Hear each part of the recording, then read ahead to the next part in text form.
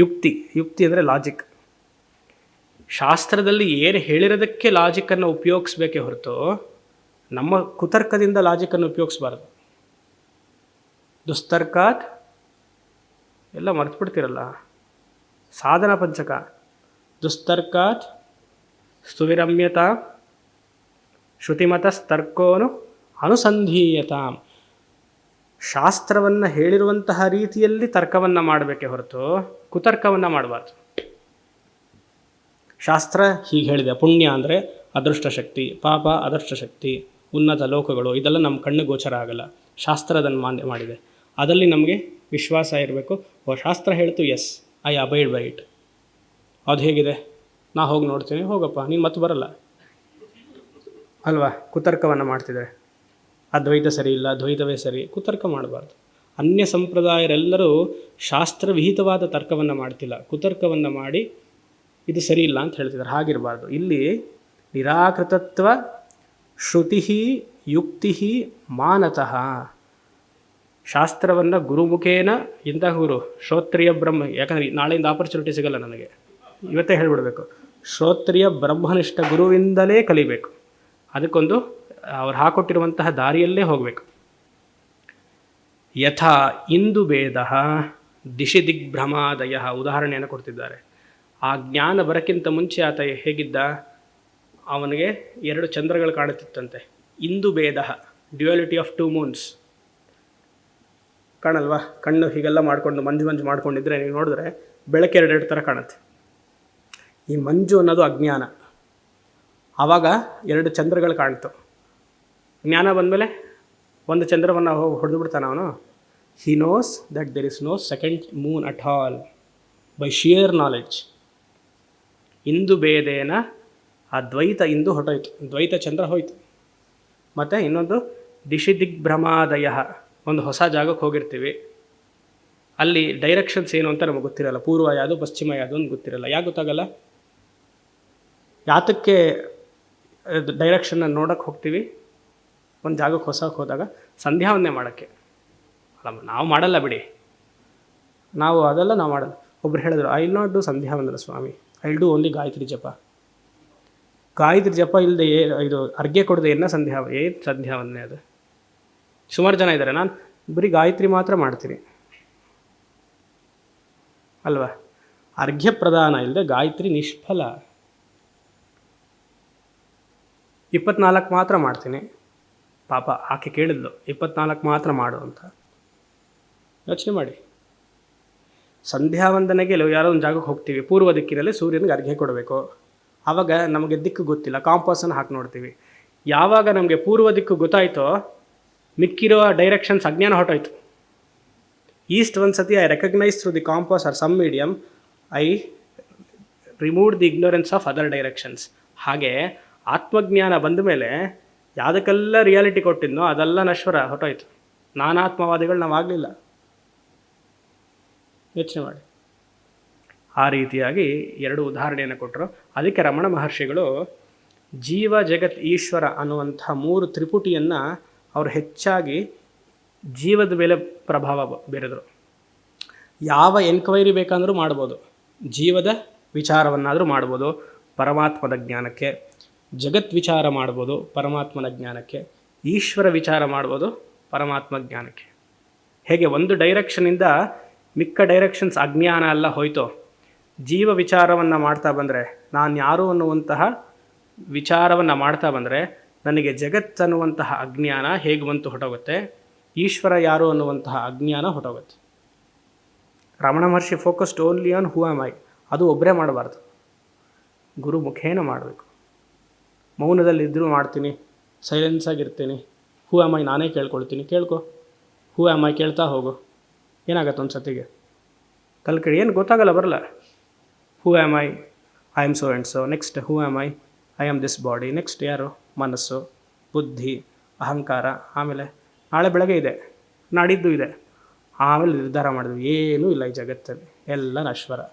ಇದಲ್ಲ ಅಲ್ವಾ. ಸುಮಾರು ಜನ ಅವರೇ ಸೆಲ್ಫ್ ಎನ್ಕ್ವೈರಿ ಮಾಡಿ ಎಲ್ಲೆಲ್ಲೋ ಹೋಗಿದ್ದಾರೆ. ಶಾಸ್ತ್ರ ಮುಖೇನ ಆಗಬೇಕು, ಗುರು ಮುಖೇನ ಆಗಬೇಕು. ಹಾಗಿದ್ದ ಪಕ್ಷದಲ್ಲಿ ಶಂಕರರು ಯಾತಕ್ಕೆ ಅವ್ರಿಗೆ ಈ ಈಶ್ವರನ ಅಂಶ ಆಗಿರುವಂತಹ ಶಂಕರಾಚಾರ್ಯಕ್ಕೆ ಅವರೊಬ್ಬರೇ ಮಾಡ್ಕೊಳ್ಬೋದಾಗಿತ್ತಲ್ವ ಈ ಸಾಧನೆಗಳನ್ನೆಲ್ಲ. ಯಾಕೆ ಕಷ್ಟಪಟ್ಟು ಗೋವಿಂದ ಭಗವತ್ಪಾದ ಹತ್ರ ಹೋದರು? ಎಲ್ಲಿ ಕೇರಳ, ಎಲ್ಲಿ ಮಧ್ಯಪ್ರದೇಶ? 7ನೇ ವಯಸ್ಸಲ್ಲಿ ಕೇರಳದಿಂದ ಎರ್ನಾಕುಲಮಿಂದ ಅಲ್ಲಿ ಹೋಗಿದ್ದಾರೆ 7ನೇ ವಯಸ್ಸಿಗೆ. ಇವತ್ತಿಗೂ ಮಧ್ಯಪ್ರದೇಶವು ಕಾಡು, ಶೃಂಗೇರಿನೂ ಕಾಡು. ಇವತ್ತಿಗೂ ರಾತ್ರಿ 8:30-9 ಗಂಟೆ ಮೇಲೆ ನೀವು ಹೋದರೆ ಘಾಟ್ ಸೆಕ್ಷನಲ್ಲಿ ಭಯ ಆಗುತ್ತೆ. 1200 ವರ್ಷನೋ 2500 ವರ್ಷನೋ ಯಾವುದೋ ಒಂದು ಒಟ್ಟಿನಲ್ಲಿ ಇದ್ದರೂ ಒಂದು ನಂಬ್ತಾರಲ್ಲ ಸಾಕು. ಒಬ್ಬರು 1200 ವರ್ಷ ಅಂತಾರೆ, ಒಬ್ಬರು 2500 ಅಂತಾರೆ. ಯಾವುದೋ ಒಟ್ಟಿನಲ್ಲಿ ಶಂಕರಾಚಾರ್ಯರು ಇದ್ರಲ್ವ, ಅದರಲ್ಲೇನು ತೊಂದರೆ ಇಲ್ಲಲ್ಲ, ಯಾರಿಗೂ ಡೌಟ್ ಇಲ್ಲಲ್ಲ. ಸಾಕು. ಆಗಿನ ಕಾಲದಲ್ಲಿ 7ನೇ ವರ್ಷದ ಹುಡುಗ ಕಾಲ್ನಡಿಗೆಯಲ್ಲಿ ಹೋಗಬೇಕು, ಗೋವಿಂದ ಭಗವತ್ ಪಾದರನ್ನ ಕೇಳಿ ನನಗೆ ಸನ್ಯಾಸವನ್ನು ಕೊಡಿಯೋ ಅಥವಾ ಬ್ರಹ್ಮೋಪದೇಶವನ್ನು ಮಾಡಿ ಕೇಳಿ ಯಾಕೆ ಹೇಳಬೇಕಾಗಿತ್ತು? ಈಗಿನ ಗುರುಗಳು ಹೇಗೆ? ಯಾವ ಗುರುನೂ ನನಗೆ ಬೇಡ, ಯಾವ ಸ್ಕ್ರಿಪ್ಚರ್ಸು ನಾನು ಓದಲ್ಲ. ಅವ್ರಿಗೇನಾಗಿತ್ತು? ಜಗದ್ಗುರು ಆಗಿರುವಂತಹ ಕೃಷ್ಣ ಪರಮಾತ್ಮ ಸಾಂದೀಪನಿ ಹತ್ರ ಯಾಕೆ ಹೋದರು? ಜಗದ್ಗುರು ಆಗಿರುವಂತಹ ರಾಮಚಂದ್ರ ಮೂರ್ತಿಯು ವಸಿಷ್ಠರನ್ನ, ವಿಶ್ವಾಮಿತ್ರರನ್ನ ಯಾಕೆ ಹಿಡ್ಕೊಂಡ್ರು? ಜಗತ್ತನ್ನು ಸೃಷ್ಟಿ ಮಾಡಿದವ್ರನ್ನ ಅಲ್ವಾ?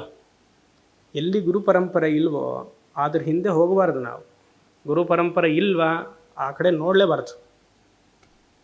ಅದೆಲ್ಲ ಒಂದು ಮಶ್ರೂಮ್ಸ್ ಬಂದಾಗ ಹೋಗುತ್ತೆ, ಆಮೇಲೆ ಲೈವ್ ಆಗಿಬಿಡತ್ತೆ. ಇವತ್ತು ಶೃಂಗೇರಿ ಮಠ ಲೈವ್ ಆಗಿದೆಯಾ?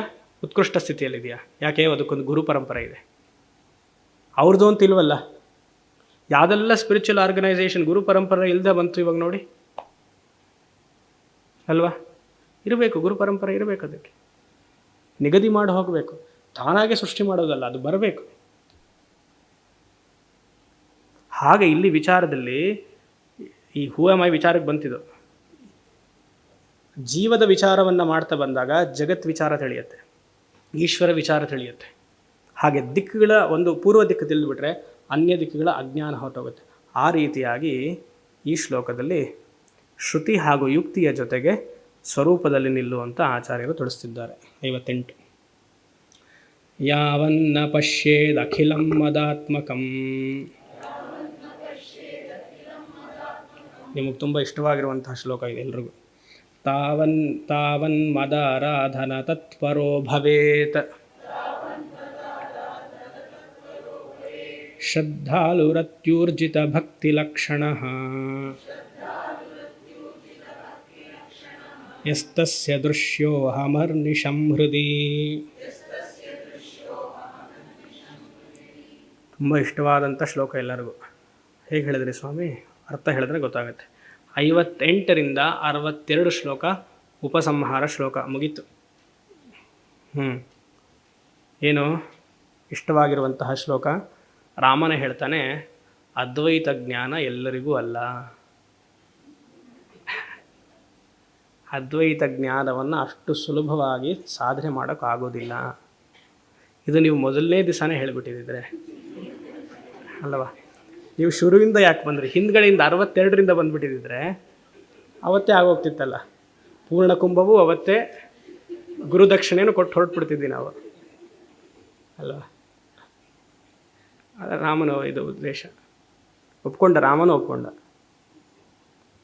ಉತ್ತಮ ಅಧಿಕಾರಿಗಳಿಗೆ ಅದ್ವೈತ ಜ್ಞಾನ. ಅದಕ್ಕೆ ಶಂಕರರು ಯೋಚನೆ ಮಾಡಿದ್ರು, ಪ್ರಸ್ಥಾನತ್ರಯ ಭಾಷ್ಯವನ್ನೆಲ್ಲ ಬರೆದು, ಇದು ಬಹಳ ಕಠಿಣ ಇದೆ, ಸ್ವಲ್ಪ ಸಡಿಲ ಮಾಡೋಣ ಅಂತ ಪ್ರಕರಣ ಗ್ರಂಥ ಬರೆದರು. ಇದು ಜನರಿಗೆ ನಾನು ಮತ್ತೆ ಅವತಾರವನ್ನು ಮುಗಿಸಿ ಹೋಗೋಷ್ಟಲ್ಲಿ 1200-2000 ವರ್ಷ ಆದಮೇಲೆ ಜನರ ಮನಸ್ಸು ಅಷ್ಟು ನಿಲ್ಲಲ್ಲ. ಸರಿ, ಸ್ತೋತ್ರಗಳನ್ನು ಬರೆದರು, ಹಲವಾರು ದೇವತೆಗೆ ಸ್ತೋತ್ರಗಳನ್ನೆಲ್ಲ ಬರೆದರು. ಅದೆಲ್ಲಾದರೂ ಶುರು ಮಾಡಲಿ ಸ್ವಲ್ಪ ಅಂತ. ಅಲ್ಲಿ ಶುರು ಮಾಡಿ ಅಲ್ಲಿಗೆ ಬರಬೇಕು. ಎಲ್ಲಿಗೆ ಬರಬೇಕು? ಪ್ರಸ್ಥಾನತ್ರಯಕ್ಕೆ ಬರಬೇಕು. ಯಾಕೆ ನಮಗಿದು ಕಷ್ಟ ಅಂದರೆ, ನಮ್ಮ ಅನುಭವಕ್ಕೆ ವಿರುದ್ಧವಾಗಿದೆ ಅದ್ವೈತ ಜ್ಞಾನ. ನಮ್ಮ ನಿತ್ಯ ಜೀವನದ ಅನುಭವಕ್ಕೆ ವಿರುದ್ಧವಾಗಿದೆ ಅದ್ವೈತ ಜ್ಞಾನ.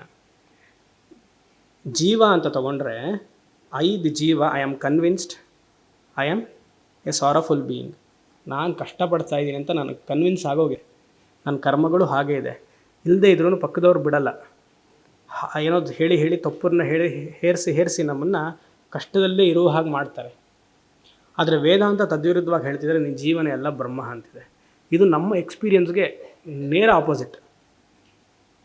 ಸೊ ಇದರಿಂದ ಅದ್ವೈತ ಒಪ್ಪಕ್ಕಾಗಲ್ಲ ಜೀವ ದೃಷ್ಟಿಯಿಂದ. ಈಶ್ವರ ದೃಷ್ಟಿಯಿಂದ ತಗೊಂಡ್ರೆ ಈಶ್ವರ ಗುಣಾತ್ಮಕ ಅಂತ ನಮ್ಮ ಪುರಾಣ ಗ್ರಂಥಗಳಲ್ಲಿ ನಮ್ಮ ಹಿರಿಯರೆಲ್ಲ ಹೇಳ್ಕೊಟ್ಬಿಟ್ಟಿದ್ದಾರೆ. ಕೃಷ್ಣನಿಗಂದರೆ ಒಂದು ಕೈಯಲ್ಲಿ ಬೆಣ್ಣೆ ಇರಲೇಬೇಕು ಅಲ್ವಾ, ಅವನ ತಲೆ ಮೇಲೆ ನವಿಲ್ಗರಿ ಇರಲೇಬೇಕು ಅಂತ ಹೇಳ್ಕೊಟ್ಬಿಟ್ಟಿದ್ದಾರೆ. ಈಶ್ವರ ಆದರೆ ಹೀಗೆ ಭಸ್ಮಧಾರಿ ಅಂತ ಹೇಳ್ಕೊಟ್ಬಿಟ್ಟಿದ್ದಾರೆ. ಅಂದರೆ ಇನ್ನು ನಾಮರೂಪವಾಗಿ ಭಗವಂತನನ್ನು ನೋಡಬೇಕು ಅಂತ ಎಲ್ಲರ ಮನಸ್ಸಲ್ಲಿಯೂ ಇದೆ. ಆದರೆ ವೇದಾಂತ ಹೇಳ್ತಿದ್ದೇನೋ ಭಗವಂತ ನಾಮರೂಪ ಅಲ್ಲ, ನಾಮರೂಪದ ಹಿಂದೆ ಇರುವಂತಹ ಚೈತನ್ಯ ಅಂತ ಅದು ಹೇಳ್ತಿದ್ದಾನೆ.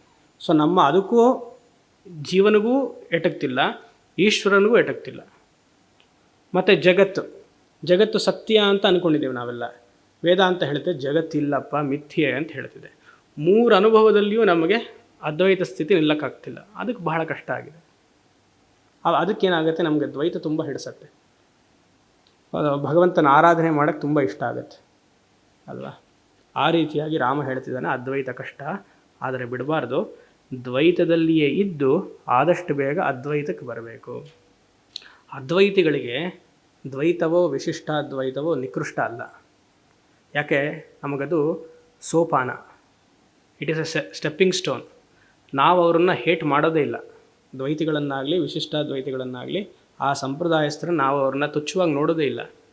ಆದರೆ ಅವರು ನಮ್ಮನ್ನು ಅಷ್ಟಿದ್ರೆ ಸಾಕು, ಆಯಿತು.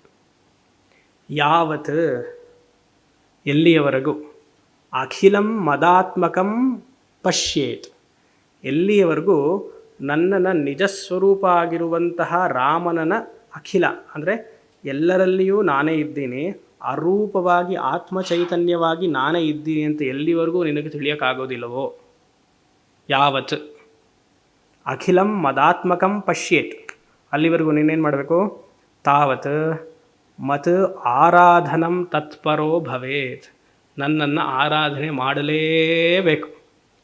ಅದ್ವೈತ ಜ್ಞಾನ ಬಂದ ಮೇಲೆ ನೀನು ಮಾಡೋ ಅವಶ್ಯಕತೆ ಇಲ್ಲ. ಬರೋಕ್ಕಿಂತ ಮುಂಚೆ ಪ್ರತಿನಿತ್ಯ ರಾಮನ ಫೋಟೋವೋ ವಿಗ್ರಹಕ್ಕೋ ದೀಪವನ್ನು ಹಚ್ಚಬೇಕು, ಪುಷ್ಪವನ್ನು ಹಾಕಬೇಕು, ಅಷ್ಟೋತ್ತರ ಶತನಾಮಾವಳಿಯನ್ನು ಹೇಳಬೇಕು, ವಾಲ್ಮೀಕಿ ರಾಮಾಯಣವನ್ನು ಅಧ್ಯಯನ ಮಾಡಬೇಕು, ಶ್ರೀರಾಮ ಜಯರಾಮ ಜಯ ಜಯ ರಾಮವನ್ನು ಉಪದೇಶ ಜಪವನ್ನು ಮಾಡಬೇಕು, ರಾಮತಾರಕ ಹೋಮವನ್ನು ಮಾಡಬೇಕು. ಅದಕ್ಕೆ ಇವತ್ತು ಬೆಳಗ್ಗೆ ಮಾಡಿಸಿದ್ದು ಈ ಶ್ಲೋಕ ಇವತ್ತು ಬರುತ್ತೆ ಅಂತ ಮುಂಚಿತವಾಗ್ಲೇನು. ಮುಕ್ತಾಯ ಆದಮೇಲೆ ನಾಳೆ ಮಾಡ್ಬೋದಾಗಿತ್ತು, ಹೇಗೆ ಹೇಳೋದು, ನಾಳೆಯಲ್ಲಿ ನೀವು ಸಿಗಲ್ವಲ್ಲ, ಆಯಿತಾ. ಅದಕ್ಕೋಸ್ಕರ ನಮ್ಮ ಭಕ್ತರೇ ಹೇಳಿದ್ರು ನಾಳೆ ಮಾಡಿಸಿ ಸ್ವಾಮಿ ಎಲ್ಲರೂ, ಮುಕ್ತಾಯ ಆದಮೇಲೆ ಮಾಡಿಸಿದ್ರೆ ಚೆನ್ನಾಗಿರುತ್ತಲ್ಲ. ನನಗೆ ದೃಷ್ಟಿ ಇದಿತ್ತು, ಮುಕ್ತಾಯ ಆದಮೇಲೆ ಮಾಡಿಸಿದ್ರೆ ಚೆನ್ನಾಗಿರುತ್ತಲ್ಲ ಅಂತ ಇದಿತ್ತು.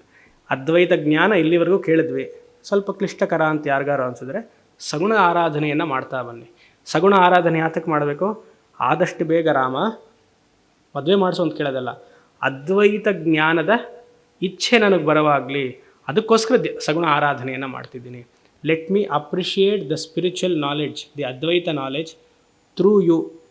ಅಲ್ಲಿವರೆಗೂ ಮತ್ ಆರಾಧನಂ ತತ್ಪರೋ ಭವೇತ್. ಹೇಗೆ ಪೂಜೆ ಮಾಡಬೇಕು, ಸುಮ್ಮನೆ ಹೂವೆಸೆಯದ, ಶ್ರದ್ಧಾಳು ಹೂ, ಶ್ರದ್ಧೆಯಿಂದ, ಪೂರ್ತಿ ನಂಬಿಕೆ.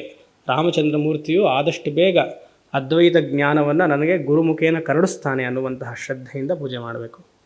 ಅಷ್ಟೇ ಅಲ್ಲ, ಅತ್ಯೂರ್ಜಿತಂ ಭಕ್ತಿ ಲಕ್ಷಣ, ಪೂರ್ತಿ ಶರಣಾಗತಿ, ಲಿಪ್ ಸರ್ವಿಸ್ ಆಗಬಾರ್ದು. I have surrender to you, ಅದು ಡೈಲಾಗ್ ಆಗಬಾರ್ದು. I have surrender to you. ಮತ್ತು ನೀನು ಯಾಕೆ ಸರೆಂಡರ್ ಆದಮೇಲೆ ಮತ್ತು ನೀನು ಯಾಕೆ ಹಾಗೆ ಮಾಡಿದೆ, ಅದು ಸರೆಂಡರ್ ಅಲ್ಲ. ಅದು ಪೂರ್ತಿ ಅಹಂಕಾರವನ್ನು ಶಾಸ್ತ್ರಕ್ಕೆ, ಗುರುಗೆ, ಈಶ್ವರನಿಗೆ ಸಮರ್ಪಣೆ ಮಾಡಬೇಕು. ಆವಾಗಲೇ ಅದು ಅದ್ವೈತ ಜ್ಞಾನ ಶುರುವಾಗೋದು. ತಸ್ಯ, ಅಂತಹ ಭಕ್ತನಿಗೆ, ಅಹಂ ದೃಶ್ಯ ಅಹರ್ನಿಶಂ ಹೃದಿ. ಎಷ್ಟು ಚೆನ್ನಾಗಿದೆ ನೋಡಿ. ಅಂತಹ ಭಕ್ತನಿಗೆ, ಸಗುಣ ಅದ್ವೈತ ಭಕ್ತನಿಗೆ ಹಲವಾರು ವರ್ಷಗಳ ಕಾಲ ಈ ದ್ವೈತ ಆರಾಧನೆಯನ್ನು ಮಾಡ್ತಾ ಬಂದಾಗ ಚಿತ್ತಶುದ್ಧಿ ಆಗುತ್ತೆ, ಗುರುಪ್ರಾಪ್ತಿ ಆಗುತ್ತೆ, ಶ್ರವಣ ಮನನ ನಿಧಿಧ್ಯಾಸನೆಲ್ಲ ಪ್ರಾಪ್ತಿ ಆಗುತ್ತೆ. ಅಂತಹವನಿಗೆ ಅಹರ್ನಿಶಂ, ಅವನ ಮನಸ್ಸಿನಲ್ಲಿಯೇ ಹೃದಯದಲ್ಲಿಯೇ ರಾಮ ಆತ್ಮ ಚೈತನ್ಯವಾಗಿ ನಾನು ಬೆಳಗ್ತೀನಿ. ಮುಂದೆ 59. ರಹಸ್ಯಮೇತತ್ ಶ್ರುತಿಸಾರ ಸಂಗ್ರಹಂ ಮಯಾ ವಿನಿಶ್ಚಿತ್ಯ ತವೋದಿತಂ ಪ್ರಿಯಾ ಯಸ್ತ್ವೇತದಾಲೋಚಯತೀಹ ಬುದ್ಧಿಮಾನ್ ಸಮುಚ್ಯತೆ ಪಾತಕರಾಶಿಭಿಕ್ರಮಾತ್. ಹೇ ಪ್ರಿಯ, ಯಾರು ಹಬ್ಬ ಅವಳ ಪಕ್ಕದಲ್ಲಿ ನೋಡಿದ್ರೆ ಕಷ್ಟ. ಹೇ ಪ್ರಿಯ, ಹೇ ಪ್ರಿಯ ಲಕ್ಷ್ಮಣನೇ, ಯಾರಿಗೆ? ಶಿಷ್ಯ. ಮುಂದಿನ ಶ್ಲೋಕದಲ್ಲಿ ಹೇ ಭ್ರಾತ ಅಂತಾನೆ ರಾಮ. ಈ ಶ್ಲೋಕದಲ್ಲಿ ಹೇ ಪ್ರಿಯನೇ, ಲಕ್ಷ್ಮಣನೇ, ವಿದ್ಯಾರ್ಥಿಯೇ. ಈ ಉಪದೇಶ, ರಾಮಗೀತ ಅನ್ನುವಂಥ ಉಪದೇಶ ಇದೆಯಲ್ಲ, ರಹಸ್ಯಂ ಇತಿ. ಅಷ್ಟು ಸುಲಭವಾಗಿ ಇದು ಸಿಗೋದಿಲ್ಲಪ್ಪ. ಜಯರಾಮ ಸೇವಾ ಮಂಡಳಿಗೆ ಯಾರು ಇಷ್ಟು ದಿವಸ ಬಂದರೂ ಅವ್ರಿಗೆ ಮಾತ್ರ ಲಭ್ಯ ಇದೆಯಪ್ಪ ಇದು. ಎಲ್ಲರಿಗೂ ಇಲ್ಲ ಇದು, ಆಯಿತಾ? ರಹಸ್ಯಂ ಅಂದರೆ ಅದ್ರ ಕಿವಿಲೇ ಹೇಳಬೇಕು ಅಂತಲ್ಲ, ಈ ವಿದ್ಯೆ ಬಹಳ ವಿರಳ ಅಂತ ಅರ್ಥ ಅಷ್ಟೇ. ಸೀಕ್ರೆಟ್ ಅಂತ ಎಲ್ಲೆಲ್ಲಿ ಶಾಸ್ತ್ರದಲ್ಲಿ ಹೇಳಿರ್ತಾರೋ ಅದನ್ನು ಕಿವಿಗೆ ಹೇಳಬೇಕು. ಶ್ರೀವಿದ್ಯೆ ಉಪಾಸನ ತುಂಬ ರಹಸ್ಯವಾದದ್ದು, ಅಂದರೆ ತುಂಬ ವಿರಳ ಅಂತ ಅರ್ಥ. ಅದನ್ನು ಮಾಡುವುದು ಕಷ್ಟ, ಅಭ್ಯಾಸ ಮಾಡುವುದು ಕಷ್ಟ. ಅದಕ್ಕೆ ವಿರಳತೆ ಹೊರತು ಇವ್ರಿಗೆ ಹೇಳಬೇಕು, ಕಿವಿಲೇ ಹೇಳಬೇಕು ಅಂತಿಲ್ಲ. ಆಗ ಅರ್ಥ ಮಾಡ್ಕೊಳ್ಳಿ. It is a very rare knowledge. ಈ ಅದ್ವೈತ ಜ್ಞಾನವನ್ನು ಮೊಟ್ಟ ಮೊದಲನೇ ಬಾರಿಗೆ ಶುರು ಮಾಡಿದವರು ಯಾರು? ಪ್ರಪಂಚಕ್ಕೆ ಕೊಟ್ಟಿರೋರು ಯಾರು? ವಿವೇಕಾನಂದರು. ವಿವೇಕಾನಂದರು ಮೊಟ್ಟ ಮೊದಲನೇ ಬಾರಿಗೆ ಭಾರತದಲ್ಲಿಯೂ ವಿದೇಶದಲ್ಲಿಯೂ, ವಿಶೇಷವಾಗಿ ವಿದೇಶದಲ್ಲಿ ಉಪನಿಷತ್ಸನ್ನ ಆಂಗ್ಲ ಭಾಷೆಯಲ್ಲೇ ಮಾತಾಡಿದ್ರು. ವಿವೇಕಾನಂದರ ಆದಮೇಲೆ ಸ್ವಾಮಿ ಚಿನ್ಮಯಾನಂದರು. ಚಿನ್ಮಯಾನಂದರ ಕೊಡುಗೆ ಬಹಳವಾಗಿದೆ. ಅವರು ವೇದಾಂತ ವಾಕ್ಯ ವಿಚಾರವನ್ನು ಸಮಾಜಕ್ಕೆ ಕೊಡಲಿಲ್ಲ ಅಂದರೆ ನಾವಿವತ್ತು ಯಾರೂ ಇಲ್ಲಿರೋಕ್ಕೆ ಸಾಧ್ಯವಿಲ್ಲ. ಶಂಕರರು ಹೇಗೆ ತುಂಬ ಬೇಕಾದವರು ಅಧರ್ಮವನ್ನು ಧರ್ಮದಲ್ಲಿ ಸ್ಥಾಪನೆ ಮಾಡಿದ್ರು, ಅದು ಎಲ್ಲ ಧರ್ಮ ಮತಗಳನ್ನೆಲ್ಲ ಇದು ಮಾಡಿ, ಬುದ್ಧ ಧರ್ಮವನ್ನು ಅದೆಲ್ಲ ಮಾಡಿ ಮತ್ತೆ 4 ಮಠವನ್ನು ಸ್ಥಾಪನೆ ಮಾಡಿದ್ರು. ಚಿನ್ಮಯಾನಂದರ ಕೊಡುಗೆ ಅಷ್ಟಿದೆ, ನಾವೆಲ್ಲ ಮರೆತುಬಿಡ್ತೀವಿ. ಅವರು ಹಾಗೇ ಬಂದರು, ಅಲೆ ಥರ ಬಂದರು, ಎಲ್ಲರಲ್ಲಿಯೂ ಉಪನಿಷತ್ ಜ್ಞಾನವನ್ನು ಹಂಚಿದ್ರು. ಅದಕ್ಕಿಂತ ಮುಂಚೆ ವಿವೇಕಾನಂದರು ವಿದೇಶದಲ್ಲಿ ಮಾಡಿದರು. ಚಿನ್ಮಯಾನಂದರ ಕೊಡುಗೆ ಇಸ್ ಮ್ಯಾಚ್ಲೆಸ್. ಅವತ್ತು ಅವ್ರು ಮಾಡಿದ್ದಕ್ಕೆ ಇವತ್ತು ಅನ್ಯ ಎಷ್ಟು institutions have followed him. Ramakrishna mission ಇನ್ನೂ ಬೆಳೀತು, ದಯಾನಂದ ಆಶ್ರಮ ಬೆಳೀತು, ಎಲ್ಲವೂ ಬೆಳೀತು ಅದ್ವೈತ ವೇದಾಂತ ಪ್ರಚಾರಕ್ಕೆ ಅಂತ. ಅವರ ಹಾಗೆ ಅಲೆ, ಇಟ್ ಇಸ್ ಒಂದು ಅವತಾರ ಪುರುಷರು, ಬಂದರು ಹೋದರು. ಇವತ್ತು ಈಗ ಮಠಗಳೆಲ್ಲ ಶುರು ಮಾಡಿದೆ ಇದನ್ನು. ಯಾವಾಗ ಶಂಕರರ ಅನುಯಾಯಿಯಾದ ಮಠಗಳು ಈಗ ಶುರು ಮಾಡ್ಕೊಂಡಿದೆ, ಈಗ 1 ವರ್ಷದಿಂದ 2 ವರ್ಷದಿಂದ ಶುರು ಮಾಡ್ಕೊಂಡಿದೆ. ಅಲ್ಲಿವರೆಗೂ ಕರ್ಮಕಾಂಡದಲ್ಲಿಯೇ ಇತ್ತು. ಅವ್ರಿಗನ್ನಿಸ್ತು, ಓ ಇಲ್ಲ ಇದು ಶುರು ಮಾಡಬೇಕು ಹಾಗೆ ಅಂತ. ಹೀಗೆ ಕರ್ಮಕಾಂಡದಲ್ಲಿದ್ದರೆ ಕಷ್ಟ ಆಗುತ್ತೆ, ಅದು ಶಂಕರರ ಸಿದ್ಧಾಂತ ಪೂರ್ತಿ ತಲುಪ್ತಿಲ್ಲ ಅಂತ. ಚಿನ್ಮಯಾನಂದರ ಅವತ್ತಿಗೆ ಗೊತ್ತಾಯಿತು, ಈಗ ಶುರು ಆಗಿದೆ. ಸೊ ನಾವು ಅದ್ವೈತವನ್ನು ಹೇಳ್ತಿದ್ದೀವಿ, ಸ್ಟೇಜ್ ಮೇಲೆ ಲೌಕಿಕರಿಗೂ ಹೇಳ್ತಿದ್ದೀವಿ ಅಂದರೆ ಮೂಲ ಕೊಡುಗೆ ಸ್ವಾಮಿ ಚಿನ್ಮಯಾನಂದರು. ಅದನ್ನು ಮರಿಬಾರ್ದು. ಪ್ರತಿನಿತ್ಯ ಅವ್ರಿಗೊಂದು ನಮಸ್ಕಾರ ನಮ್ಮಿಂದ ಎಲ್ಲರಿಗೂ ಇರಲೇಬೇಕು, ಪ್ರಾತಸ್ಮರಣೀಯರು ಅಲ್ವಾ? ಆ ರೀತಿಯಾಗಿ ಹೇ ಪ್ರಿಯ ಅರ್ಜುನನೇ, ಅಯ್ಯೋ ಲಕ್ಷ್ಮಣನೇ, ಮಯಾ ವಿನಿಶ್ಚಿತ್ಯ ತವೋದಿತಂ. ಮಯ ನನ್ನಿಂದ ವಿನಿಶ್ಚಿತ್ಯ, ಸಾರಾಂಶವನ್ನು ಎಕ್ಸ್ಟ್ರಾಕ್ಟ್ ಮಾಡಿದ್ದೀನಿ. ವಿನಿಶ್ಚಿತ್ಯ ತಾತ್ಪರ್ಯ ನಿಶ್ಚಯವನ್ನು ಮಾಡಿದ್ದೀನಿ. ಯಾವ ತಾತ್ಪರ್ಯ ನಿಶ್ಚಯ? ವೇದದಲ್ಲಿ ಹೇಳಿರುವಂತಹ ವಿಚಾರವನ್ನು ಮಯ ವಿನಿಶ್ಚಿತ್ಯ ತವ ಉದಿತಂ, ನಿನಗೆ ಹೇಳಿಕೊಟ್ಟಿದ್ದೀನಿ. ಇದೇ ಬುದ್ಧಿಮಾನ್ ವಿವೇಕಿ ಏತತ್ ಆಲೋಚ್ಯ ಅತೀಹ ಸಮುಚ್ಯತೆ. ಯಾರು ಆ ವಿವೇಕಿಯಾದವನು, ಬುದ್ಧಿ ಉಳ್ಳವನು, ಈ ರಾಮಗೀತೆಯನ್ನು ಅಭ್ಯಾಸವನ್ನು ಮಾಡ್ತಾನೋ, ಹೇಗೆ ಮಾಡೋದು ಅಭ್ಯಾಸ? ಶ್ರವಣ ಮನನ ನಿಧ್ಯಾಸನ ಮೂಲಕ, ಸಾಧನ ಚತುಷ್ಟಯ ಸಂಪತ್ತಿ ಮೂಲಕ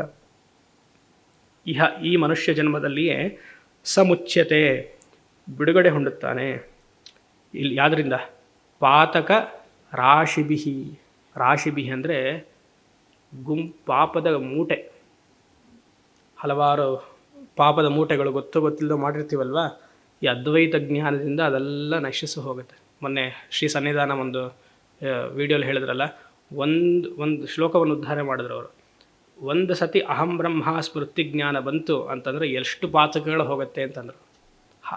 ಅದೇ ಮಾತು. ಹೇಗೆ ಹೋಗುತ್ತೆ?